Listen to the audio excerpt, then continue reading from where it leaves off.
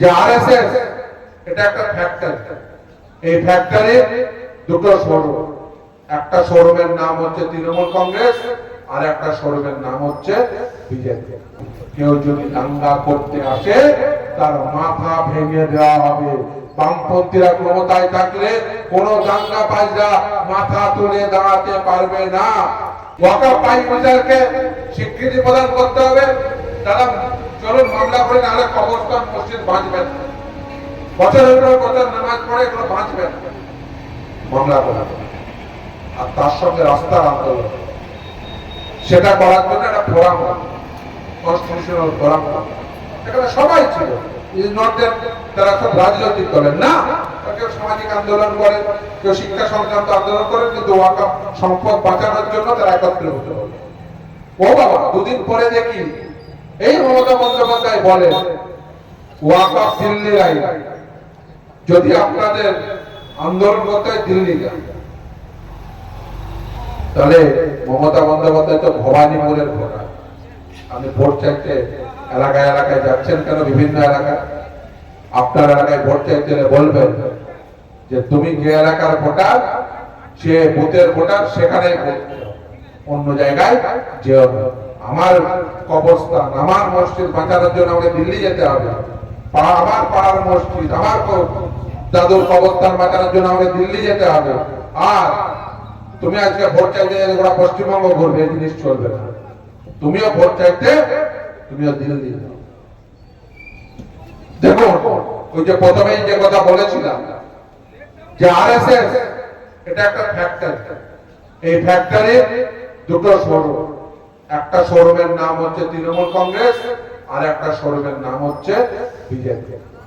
এই দুটো শোরুমে যখন যে শোরুমটা ব্যবহার করে আরএসএস কে প্রোডাক্ট বিক্রি করতে হয়, তখন সেই শোরুমটা ব্যবহার করে। এসআইআর নামক এই প্রোডাক্টটি তৃণমূলের শোরুম থেকে বেঁচেছে, আর ওয়াকফের নামের প্রোডাক্টটি ওরা বিজেপির শোরুম থেকে বিক্রি করেছে। তাই বন্ধু, যদি আপনি এই বিজেপির হাত থেকে পরিত্রাণ পেতে চান, তৃণমূল কংগ্রেস আপনার মঞ্চ নয়।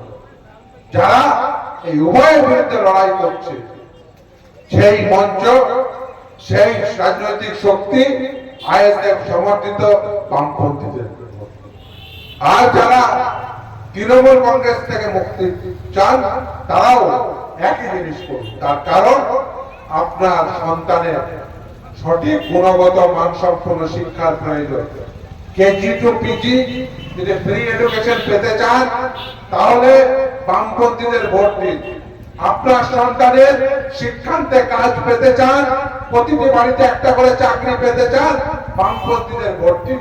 আপনি যদি চান হিন্দু মুসলিমদের তারা সৌহার্দ্যপূর্ণ পরিবেশে সম্প্রীতি রক্ষা করে এই সমাজে বসবাস করবে, বামপন্থীদের ভোট দিন।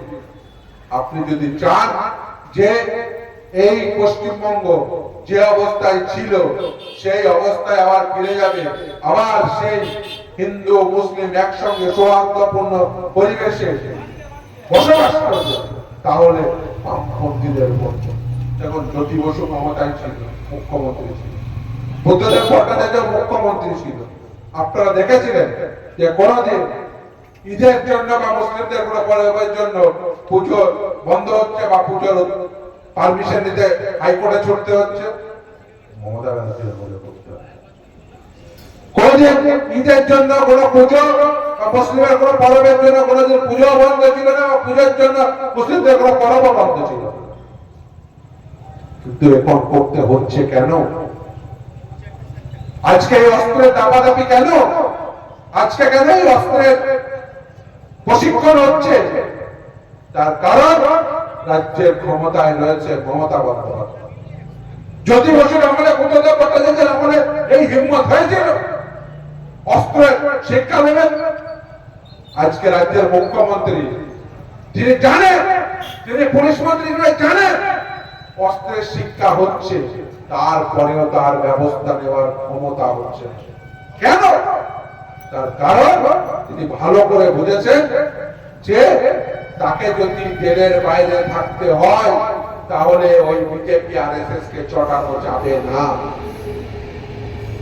আপনি দেখেছেন দিল্লির মুখ্যমন্ত্রী গ্রেপ্তার হয়েছে, ঝাড়খণ্ডের মুখ্যমন্ত্রী গ্রেপ্তার হয়েছে, অথচ পশ্চিমবঙ্গে এত ভরি ভরি প্রমাণ হাতে তুলে দিয়েছে। তারপরেও কেন একবারের জন্য ডাকা হয় না? তার জবাব আপনার এই জেলার সাংসদ অভিজিৎ গঙ্গোপাধ্যায় তিনি দিয়েছেন। তিনি বলেছেন, তিনি কিন্তু বিজেপির সাংসদ, তিনি কি বলেছেন যে কেন্দ্রের সরকার চায় না, তাই তৃণমূলের বিরুদ্ধে ব্যবস্থা হয় না। খুব পরিষ্কার। আপনি এই ভোটের প্রচারে গঙ্গোপাধ্যায় সাহেবকে দেখতে পাচ্ছেন? পাচ্ছেন। তার কারণ কি? তার কারণ তিনি তো বিচারপতি ছিলেন, বুঝতে পারছেন। তিনি সত্য কথাটা বলেছেন, আর সত্য কথা বলা বিজেপি এবং তৃণমূল উভয় দলের পক্ষে ভয়ঙ্কর। এই অবস্থায় পশ্চিমবঙ্গ রয়েছে। এই অবস্থা থেকে মুক্তি পেতে, কেজি টু পিজি বিনামূল্যে শিক্ষা পেতে, শিক্ষার্থে প্রতি বাড়িতে একটা করে চাকরি পেতে এবং সৌহার্দ্যপূর্ণ যে পরিবেশ ছিল, সম্প্রীতির যে পরিবেশ ছিল, সেই পরিবেশ বজায় রাখতে বামপন্থীদের ভোট দিন। আর সর্বশেষ মনে করিয়ে দিতে চাইবো সেই বুদ্ধদেব ভট্টাচার্য সে বিখ্যাত, কেউ যদি দাঙ্গা করতে আসে তার মাথা ভেঙে দেওয়া হবে। বামপন্থীরা ক্ষমতায় থাকলে কোন দাঙ্গা বাজরা মাথা তুলে দাঁড়াতে পারবে না, কারোর ক্ষমতা হবে না অস্ত্র প্রশিক্ষণ দেওয়া। তাই ভবিষ্যতে আপনার সন্তানের সুশিক্ষায় শিক্ষিত করতে, শিক্ষান্তে কাজ পেতে, সম্প্রীতিপূর্ণ পরিবেশে বসবাস করতে বামপন্থীদের সমর্থন করুন।